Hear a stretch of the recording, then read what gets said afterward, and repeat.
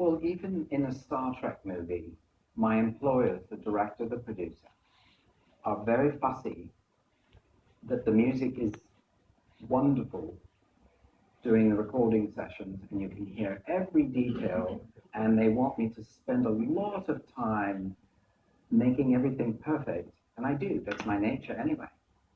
But you put in all this effort, you record it, and then you get onto the dubbing stage, as they call it, where they mix music, and they mix the sound effects, and they mix the dialogue, and the sound effects guys are coming in there all trying to get Academy Awards.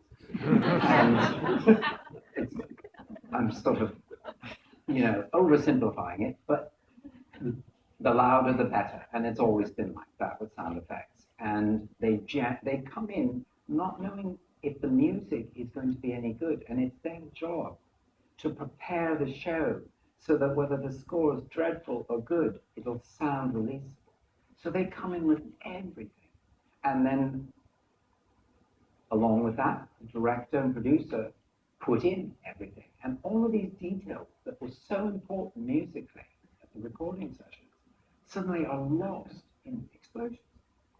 There's a lovely thing on YouTube of Jerry Goldsmith recording a film in the 70s called Mephisto Wars. Yeah. Where they spend all this time doing this music, and then when they're sitting at the sound desk, some guy says to Jerry, "That's amazing music, Jerry." He said, "Well appreciated. That's the last you'll hear of it." Yeah. It's just one of those things. You give up certain things being a film composer unless you have a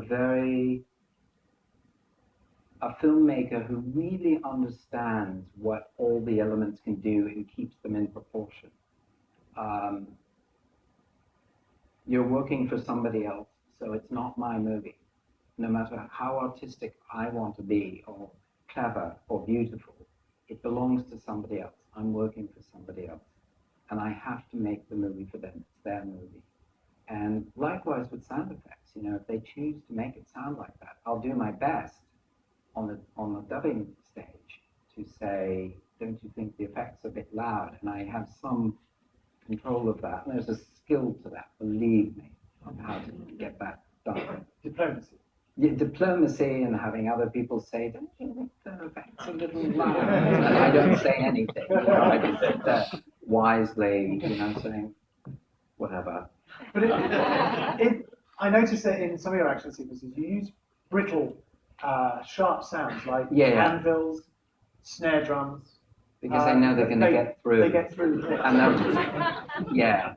My soft flute solos never seem to. There is a soft flute solo in this one. We just don't hear it. Okay. Let's have a look at the sequence from Aliens.